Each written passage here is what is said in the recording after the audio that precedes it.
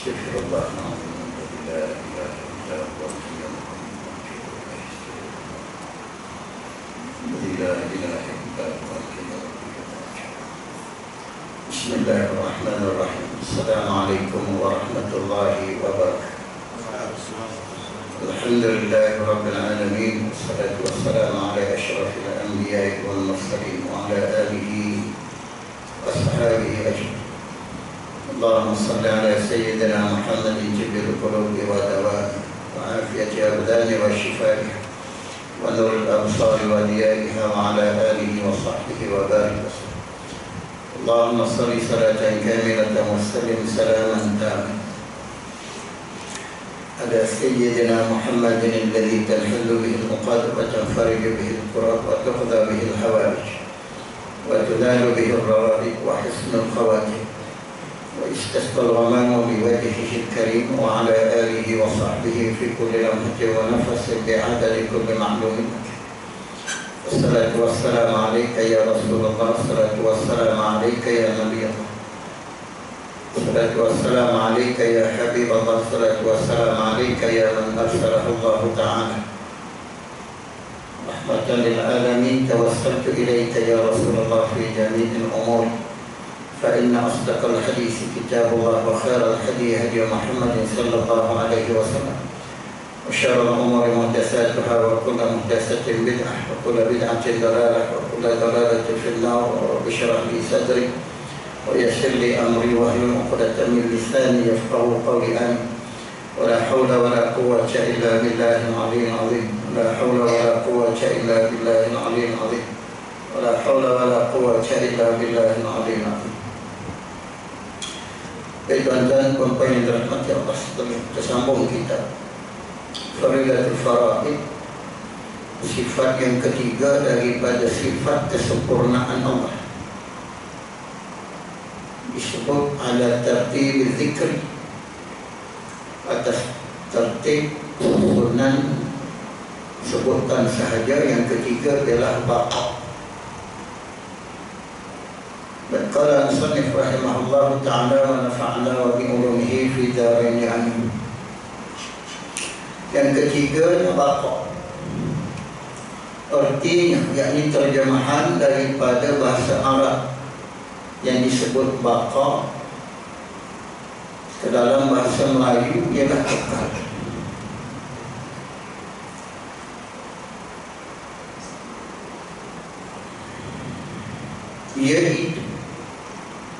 Iaitu kekal. Lazim daripada makna kekal, lazim daripada kekal yang kita artikan daripada perkataan baqa ialah tiada kesudahan, tak sudah, tiada kesudahan, tiada penghujung, tiada akhir bagi wujudnya Allah Subhanahu wa ta'ala. Itu makna baqa. Apabila ditanya makna baqa, jangan kita sebut kekal. Kekal itu terjemahan sahaja daripada bahasa Arab kepada bahasa Melayu. Terjemahan. Apa makna kekal? Apa makna baqa? Yakni tiada kesudahan, tak ada akhir, tak ada penghujung, tak rosak, tak punah. Taklah apa makna pun. Maknanya yang membawa kepada tidak ada kesudahan bagi adanya Allah. Baik. Yakni, nak terjemah lagi makna tiada kesudahan bagi wujud Allah, yakni adanya, ada Allah, tidak diputuskan oleh tiada, tiada diputuskan, tiada diakhirkan oleh tiada. Itu makna tiada kesudahan. Maksud tiada kesudahan, tiada diputuskan, tiada disudahkan oleh tiada. Kita ni sudah dengan tiada, akhir dengan tiada, putus dengan tiada. Adapun Allah tiada, tidak diputuskan, tidak disudahkan oleh tiada. Itu makna Bapa. Mustahil lawannya, mustahil lawannya iaitu binasa, yakni rosak, ataupun dalam bahasa Arab dia panggil fana. Habis ini saya sebut secara mudah-mudah, hanya mudah itu mudah lah, sampai tempat susah itu susah lah sikit. Baik, dalil baqa Allah Ta'ala. Kita telah ketahui bahawasanya Allah Ta'ala bersifat dengan baqa, maka itu masih lagi tidak memadai tanpa diperdatangkan dalilnya. Dan dalil Allah Ta'ala bersifat dengan baqa, telah pun kita sebut. Kenapa mesti kita tahu dalil? Kerana perkhilafan ulama bahawasanya mereka yang tidak mengetahui dalil atas satu-satu sifat kesempurnaan Allah, maka hukumnya imannya tidak sah. Imannya tidak sah. Ada setengah ulama mengatakan sah, tapi hukumnya berdosa, fasik. Fasik ini mana dosa besar. Baik, dalil baqa Allah Ta'ala. Sekali lagi kita sebut dalil, kita pakai dua. Satunya dalil nakli, dalil yang difaham, diambil daripada Quran dan juga hadis. Dalil Quran dan hadis ni kena pakai dalil yang ayat daripada ayat-ayat yang muhkamah. Dalam bab tauhid kena pakai dalil daripada ayat-ayat yang muhkamah. Nak pakai dalil Quran boleh, nak pakai dalil hadis boleh, tetapi dalil daripada ayat-ayat yang muhkamah. Tahu ayat muhkamah ayat macam mana? Di dalam Quran ini dia ada dua. Satunya ayat yang muhkamah, yang kedua ayat yang mutasyabihat. Dalam Quran, kalau kita nak ambil ayat Quran sebagai dalil dalam bab tauhid, boleh, dan itulah yang terbaik. Tapi bersyarat, kena ada syarat. Syarat ayat tersebut ayat yang muhkamah, bukan ayat yang mutasyabihat. Ayat mutasyabihat ini ayat yang sama, yang kesamaran, ayat yang agak sama. Itu terjemahan secara mudah. Sama apa? Kalau orang tanya,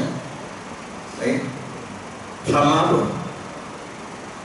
Kesamaran, ayat yang seolah-olah menunjukkan bahawasanya Allah sama dengan makhluk, maka itu dia panggil ayat yang mutasyabihat. Ayat itu sama, ayat itu tak boleh dijadikan dalil. Bukan ayat tak betul, kita faham. Ayat tak betul kau tak. Dalam Quran tidak ada ayat, bukan ayat, huruf pun tidak ada yang tak betul, semuanya betul. Siapa kata dalam Quran ada satu huruf yang tak betul, maka hukumnya kufur. Hukumnya kufur. Ini dalam pengajian ilmu dia bahaslah ayat muhkamah, ayat mutasyabihat. Dalam bab tauhid, ayat yang mutasyabihat tak boleh dijadikan dalil, sebab dia agak sama, penunjuk dia itu sama. Kita pakai yang muhkamah. Muhkamah itu lawan yang sama tadi. Muhkamah itu terang, nyata. Contoh, Allah Ta'ala kata, Qul, kata olehmu ya Muhammad, Allahu Ahad, Tuhan satu. Muhkamah. Itu muhkamah. Semua orang paham. Satu. Itu muhkamah. Baik. Maka kita boleh pakai dua dalil. Satunya dalil Quran ataupun dalil hadis yang kita panggil dalil nakli. Yang kedua kita pakai dalil akli, dalil akal. Dalil akal. Sebab dalil akal pun sama, dia membawa kepada qat'i, dia panggil qat'i. Qat'i ini makna tidak boleh dihujjah. Itu maksudnya. Orang kena terima, nak tak nak kena terima. Macam selalu saya sebut, langit di atas kepala kita, maka itu kita kena terima. Tak ada siapa tak terima. Saya tak boleh terima. Ada? Tak ada. Kau terima tu. Kalau tak boleh terima, kena sebutlah kenapa. Saya tak boleh terima langit di atas kepala. Dalilnya. Nak ada dalil lah. Kenapa tak boleh terima? Jangan dipakai main tak boleh macam tu je. Baik. Maka dalam kitab ni dia pakai banyaknya dalil akliyah, dalil akal. Kenapa? Sebab bukan semua orang hafal Quran. Dan yang hafal Quran tu kadang-kadang nak ambil dalil pun tak pandai juga. Bukan orang hafal, minta maaf, orang hafal Quran. Bukan semua orang hafal Quran dia boleh ambil dalil daripada Quran.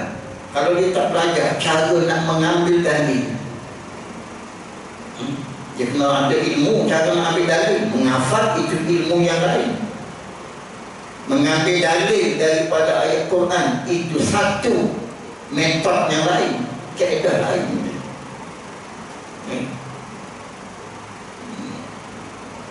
Baik. Dalil Allah Ta'ala itu baqa, yakni yang kita terjemahkan dengan kekal, yang maknanya tidak ada kesudahan bagi wujudnya Allah. Ialah jika ia binasa. Ini tuan-tuan, kalau akal boleh terima, maka itulah dalil. Kalau akal tak boleh terima, sila hujah. Sila hujah.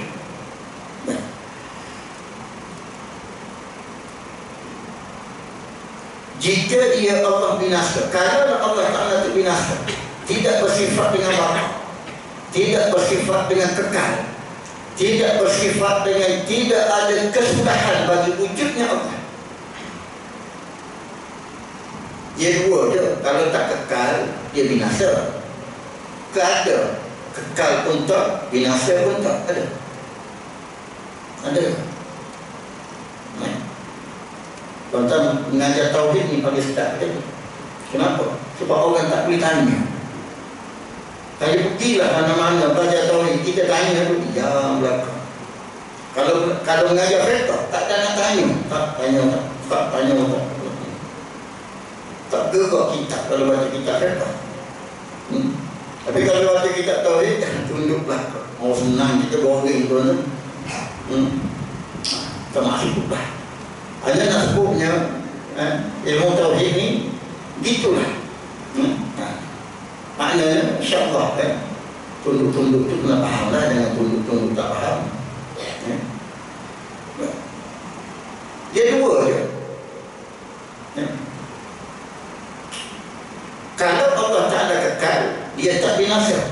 Kalau dia binasa, dia tak kekal. Baik. Kalaulah Allah Ta'ala itu binasa, ini akal yang hukum. Akal yang dia panggil, ini dia panggil kias penanya. Kalau satu ilmu itu dia panggil kias.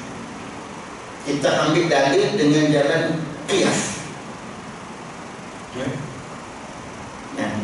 Baik. Kalaulah Allah Ta'ala itu dia tidak kekal, Apa maksudnya? Ini dia binasa. Macam kita kan binasa. Nescaya. Ini jawabnya. Kalau Allah Ta'ala itu tidak kekal, nescaya ia Allah baharu. Dia baharu. Apa makna baharu? Apa makna baharu? Tentang apa makna baharu? Boleh jawab? Boleh beritahu apa makna? Kita ni baharu ni. Kita ni baharu. Mana tahu kita baharu? Kita ada permulaan. Setiap benda baharu dia ada mula. Dia ada mula. Kan kita ada mula kan. Ada orang yang tahun 70 baru ada. Ada yang orang 60 tahun 60. Ada yang tahun 2000 ada mula kan. Setiap yang mula maka dipanggil baharu. Langit dipanggil baharu. Kenapa? Sebab ada mula. Ada mula ni maknanya kena jadi. Itu maksudnya. Baik, kalau Allah Ta'ala dia binasa, dia rosak, dia mati, dia punah, itulah letak makna yang seumpamanya. Nescaya dia baru. Dia kata benda baru ni, benda yang dijadikan, benda yang ada mula, dia ada akhir. Itu kaedah. Sebab tu kalau tuan-tuan kita pergi kan, pergilah pasar raya, beli, adalah tarikh buat, tarikh buku, tarikh buat, tarikh buku. Kita pun sama. Hanya tarikh buku kita tak tahu bila kan? Tarikh lahir tahu berapa kan? 1 hari bulan 1 tahun 2000. Tarikh buku tak tahu. Tak tahu, tapi ada. Kenapa? Sebab kita benda baru, benda ada mula, benda dijadikan. Maka setiap benda yang ada mula dia panggil baharu. Maka Allah Ta'ala kalau dia binasa, dia adalah baharu. Kenapa? Sebab benda baru dia kena binasa. Dia kena binasa. Ada benda baru yang tak binasa? Ada tak? Ni nak tahu tuan-tuan faham tak agama. Kita datang bukan nak uji siapa-siapa tak, hanya nak berkongsi.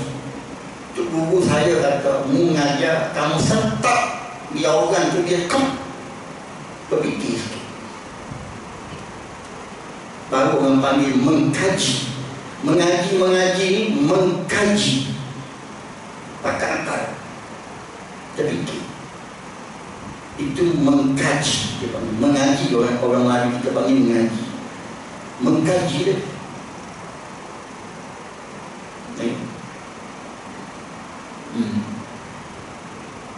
Baik. Apa tadi?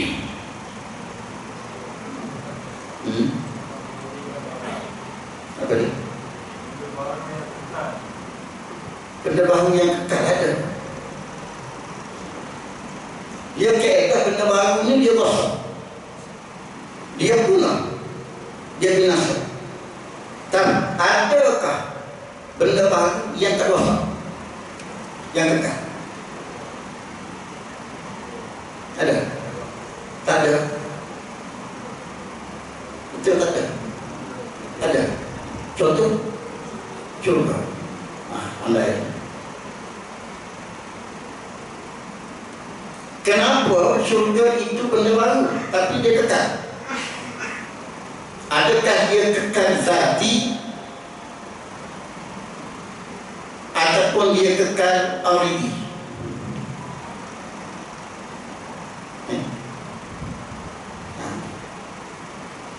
Syurga kekal, neraka kekal, roh kita kekal. Ahli syurga kekal, ahli neraka kekal. Kalau salah sebut khalidina fiha abada, Orang yang masuk syurga dia kekal, orang masuk neraka pun dia kekal. Itu kekal Ustaz. Sedangkan dia baru. Maka kekal benda baru dipanggil kekal aridiyun. Kekal aridi. Bukan kekal yang zati. Zati ini kekal zati hanya Allah dan sifat Allah. Itu hak dia. Dia bersifat dengan kekal. Zat Allah Ta'ala pun bersifat dengan kekal. Apa maksud kekal? Yang zati tidak ada yang mengekalkan dia. Memang sifat dia kekal. Kenapa Tuhan bersifat dengan kekal zati? Kita kekal aridi. Sebab dia Tuhan. Tuhan dia tak sama dengan benda baru. Tak sama. Nanti kita akan masuk ke bawah. Mukhadafatuhu lil hawadis. Allah Ta'ala tak sama dengan sesuatu yang baru. Sebab itu kita kekal, tapi bukan kekal seperti kekalnya Tuhan. Ruh kekal, bukan seperti kekalnya Allah. Allah memang sifat zat dia itu kekal. Tetapi kita kalau kekal pun dipanggil kekal aridi. Apa maksud kekal aridi? Ada sesuatu yang mengekalkan. Apakah sesuatu itu? Allah. Allah yang kekalkan itu. Allah yang Ta'ala kekalkan itu. Macam Nabi Khidir kan? Atas tengah pendapat ulama kata tak mati lagi. Dia di zaman Nabi Musa lagi. Bahkan kata lebih daripada itu bagi dia hidup. Sebelum Nabi Musa sampai sekarang dia hidup. Kenapa dia hidup sampai sekarang? Sebab Allah Ta'ala tidak mematikan dia.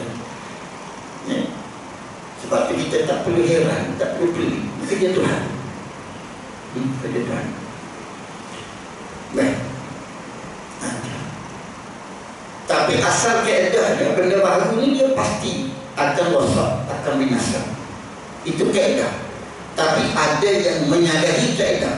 Maka dia apabila dikekalkan oleh Allah, maka dia akan kekal. Maka kekal yang dikekalkan oleh Allah dipanggil kekal aridi. Macam Nabi kita.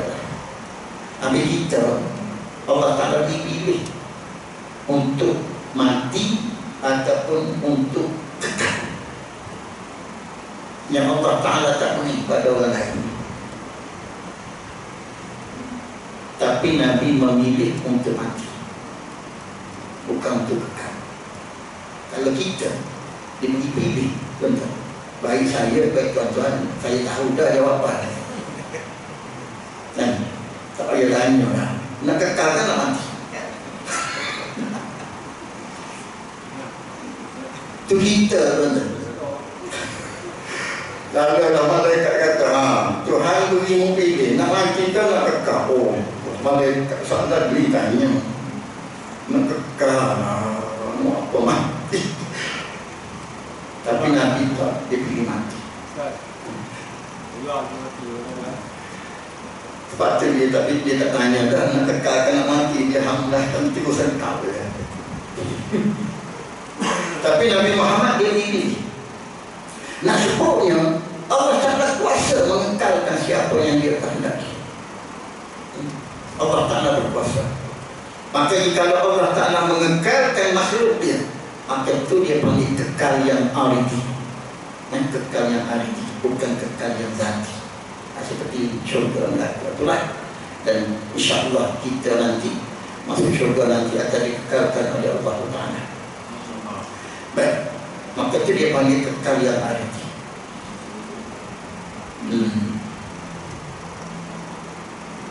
Kerana setiap yang binasa itu harus ada dan tiada. Benda yang setiap benda yang binasa, dia boleh ada dan dia boleh tak ada. Bukan wajib ada, bukan wajib tiada. Harus ada, boleh tak ada. Ini ni benda yang boleh binasa. Dia macam tu lah. Kaedah dia. Boleh ada, boleh tak ada. Nak ada pun tak apa, tak ada pun tak apa. Tapi Allah tahu, dia mesti ada. Mesti ada. Itu Allah. Dia mesti ada. Dan setiap yang harus ada dan tiada itu adalah baharu. Itu kaedah dia. Sipil yang dia panggil sipil dia ni. Kalau kita belajar dalam kaedah akliyah, dalam masalah qiyas, dia panggil dalam bab qiyas, ini kaedah dia. Setiap yang harus ada, yakni yang boleh ada dan boleh tiada itu, dia dipanggil baharu. Kita bukan wajib ada, boleh ada, boleh tak ada. Baharu bagi Allah Ta'ala itu adalah mustahilun, akal tak boleh terima. Boleh ada, boleh tak ada. Itu bukan hak Allah, akal tak boleh terima. Kenapa? Kerana telah sabit qidam bagi Allah Ta'ala, telah tetaplah pada hak Allah Ta'ala. Allah Ta'ala bersifat dengan qidam. Apa maksud qidam? Tidak ada permulaan, tak ada mula. Tak ada mula. Maka apabila dikatakan Allah Ta'ala tak ada mula, maka dia keluar daripada konsep boleh ada, boleh tak ada. Dia keluar daripada kaedah tu. Sebab dia mesti ada. Dia mesti ada. Dia tak termasuk dalam kaedah boleh ada, boleh tak ada. Ini banyak orang duk kias Tuhan dengan benda baru hari ini kan. Seperti yang saya sebut tu, duk kias dengan benda baru. Kita ada tempat, langit ada tempat, bumi ada tempat, pokok ada tempat, semua ada tempat. Tiba-tiba Tuhan tak ada tempat. Dia kata macam ni, boleh terima? Kita sekali fikir, ya juga. Kalau langit ada tempat, kita ada tempat, semua benda ada tempat, tiba-tiba Tuhan tak ada tempat, tak nak sabar. Dia guna taktik kotor dia. Walhal yang disebut begitu makhluk belaka, tuan-tuan. Roh makhluk, malaikat makhluk, jin makhluk, bumi, langit, semua makhluk. Maka makhluk nak disamakan dengan Tuhan, Tuhan nak disamakan dengan makhluk, boleh? Tak boleh. Sebab dia Tuhan. Kalau dia sama dengan makhluk, maka dia pun makhluk.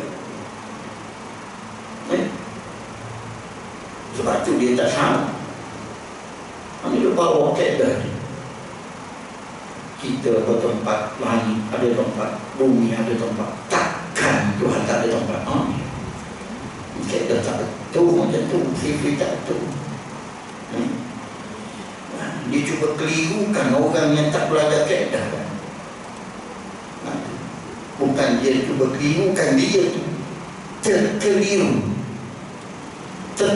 dengan kaedah. Dia tersilap kias, dia panggil tersilap kias, tersalah kias. Nak kias Tuhan dengan makhluk, kenapa? Mana boleh kias Allah Ta'ala dengan makhluk? Kalau dia kias, jadi salah. Kias yang fasik, kias fasilah, tak boleh tak macam tu. Baik. Dengan itu sabitlah baginya. Dengan itu, yakni dengan sabit qidam pada hak Allah Ta'ala, maka sabitlah baqa baginya bagi Allah. Sebab tu kita dengan baqa ini senang. Sebut kita, lepas tu baqa. Ini sebab tu kita sebut wujud qidam baqa. Ala tartibil munasabati fi zikri, pada tertib susunan yang menasabah. Apabila disebut Tuhan itu bersifat dengan qidam, maka pasti dia baqa. Sebab itu yang ketiga disebut baqa. Dia tak sebut mukhalafatu lil hawadis lagi. Sebab dua sifat ini dia selalu, dia seolah-olah lazim melazim seolah-olah. Apabila dia bersifat dengan tidak, maka dia bersifat dengan bapak. Itu pasti. Itu pasti. Dia tak boleh bersifat dengan tidak tapi binasa. Tahu dia? Tahu dia?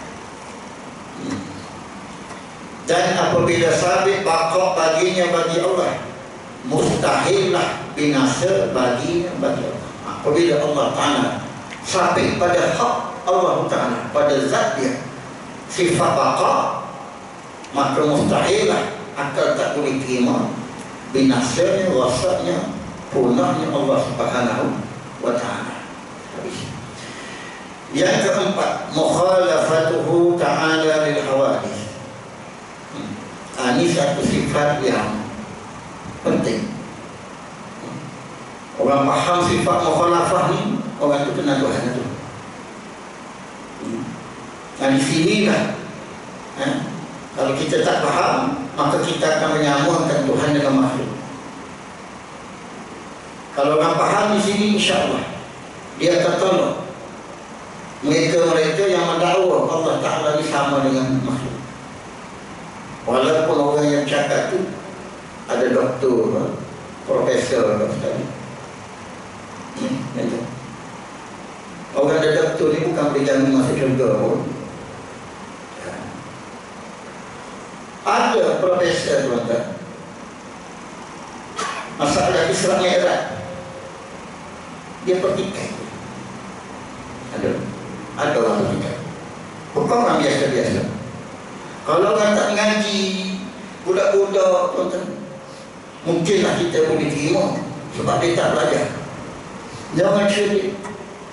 Dia kata saya tak boleh terima sebab tak masuk akal.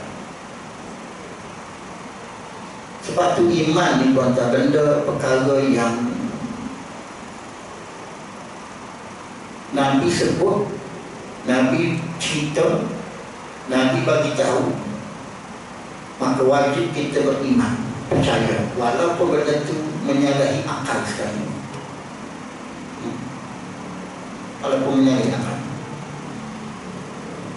Nabi bagi Isra Mi'raj, Mi'raj ni, Isra Mi'raj ni berlaku selepas Isyak. Kata setengah ulama, selepas Isyak Nabi jalan, diperjalankan, bukan Nabi jalan, Nabi diperjalankan. Berjalan dengan diperjalankan lain. Dan Nabi balik daripada diperjalankan tadi sebelum subuh. Kita tuan-tuan, minta maksud saya orang lain tanya, kalau balik lepas Isyak tuan-tuan, belum tentu lagi bersubuh tu sampai. Belum tentu. Itu baru 400 kilo, 400 kilo lebih. Ni daripada Mekah nak ke Palestin 1000 kilo lebih, ribuan kilometer. Lepas tu daripada Palestin nak naik ke langit pun dalam masa 7-8 jam sehari. Akal tak boleh terima. Tak boleh terima. Sebab itulah Islam bukan datang dengan akal, dia datang dengan iman. Islam, iman, ihsan, maka sempurnalah agama itu. Sebab tu orang yang tak ada PhD ke, orang kerja buruh biasa ke, dia berti Islam, dia ada iman, dia ada ihsan, maka agama dia sempurna. Agama dia sempurna. Tapi kalau dia ada PhD ke, ada apa jawatan tinggi macam mana sekalipun, kalau salah satu daripada tiga ni tak ada, maka agama dia tak sempurna. Jadi saya tak boleh terima peristiwa Isra Mi'raj. Fitnah Isra Mi'raj ni bukan zaman Nabi saja, sama sekarang pun. Orang tak percaya, orang tak percaya ni tuan-tuan, bukan zaman Nabi je, sama sekarang apa ada? Ya. Sebab tak ada ilmu dan tidak ada hidayah daripada Allah Ta'ala. Ya. Lepas-lepas hidayah Tuhan. Maka insyaAllah orang yang erti masalah mukhalafatuhu ta'ala lil hawadith, maka insyaAllah dikenallah Tuhan. Baik. Yang keempat, mukhalafatuhu ta'ala lil hawadith, artinya bersalahan Tuhan Subhanahu wa ta'ala daripada segala yang baharu.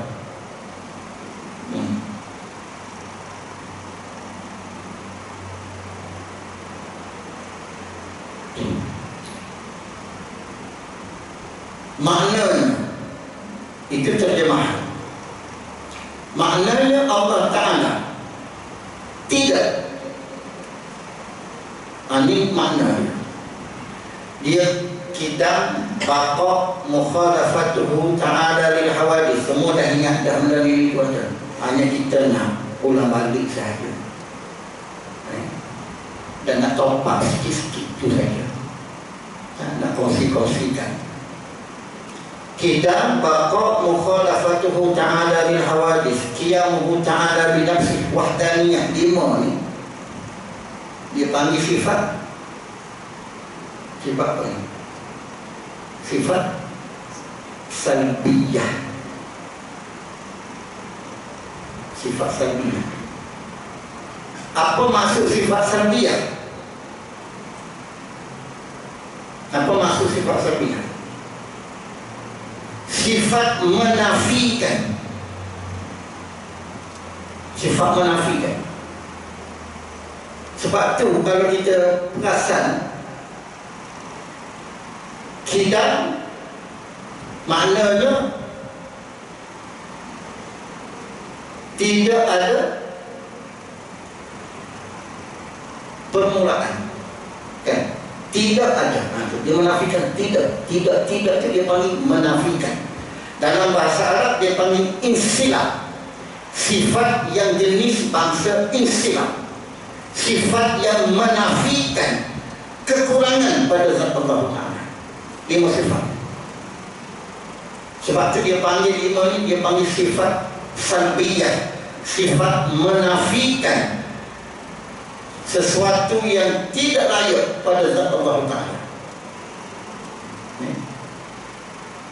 Maka makna mukhalafatuhu ta'ala lil hawadith ialah tidak menyamai Allah, tak sama Allah, tak serupa, tak sama, tak serupa dengan sekalian makhluk,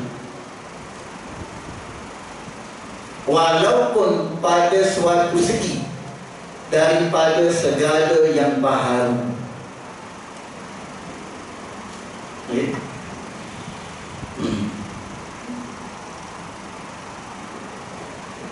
Dia dalam bab tauhid ni kalau sebut baharu, betul? Dalam bab mukhalafatuhu ta'ala lil hawadith,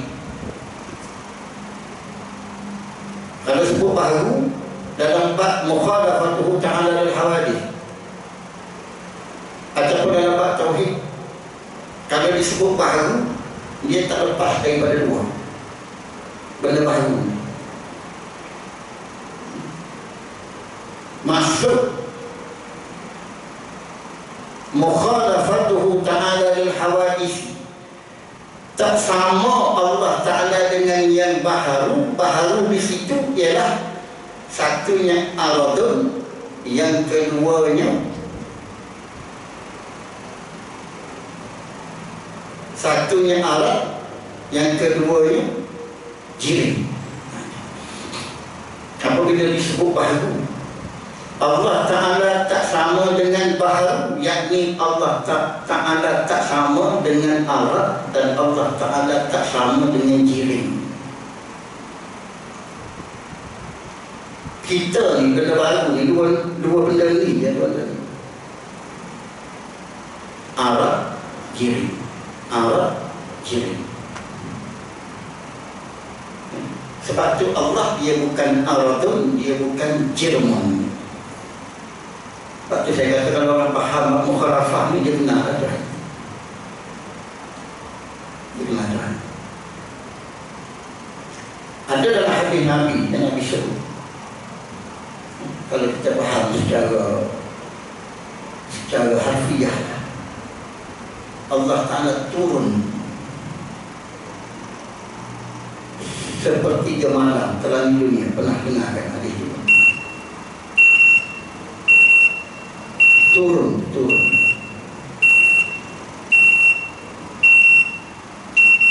turun macam mana?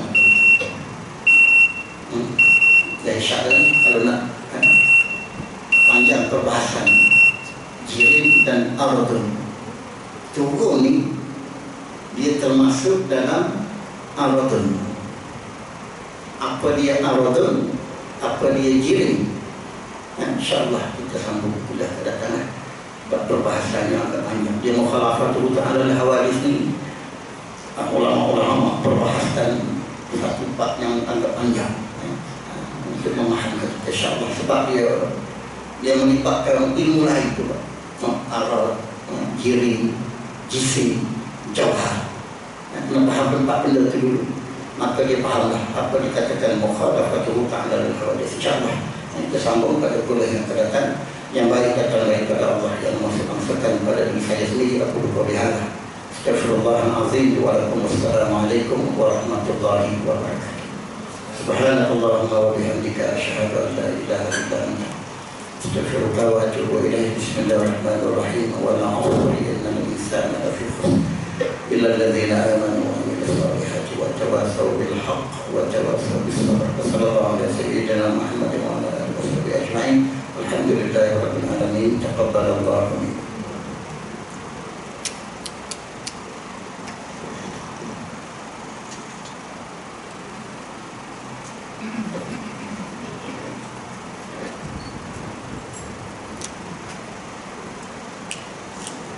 Allahu Akbar, Allahu Akbar, Allahu Akbar,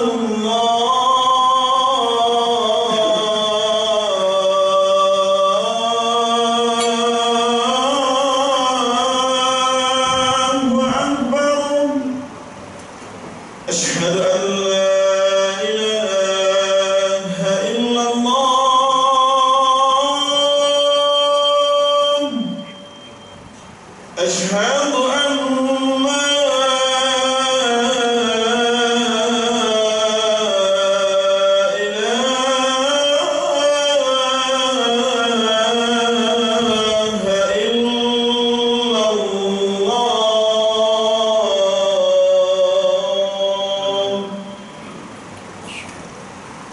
أشهد أن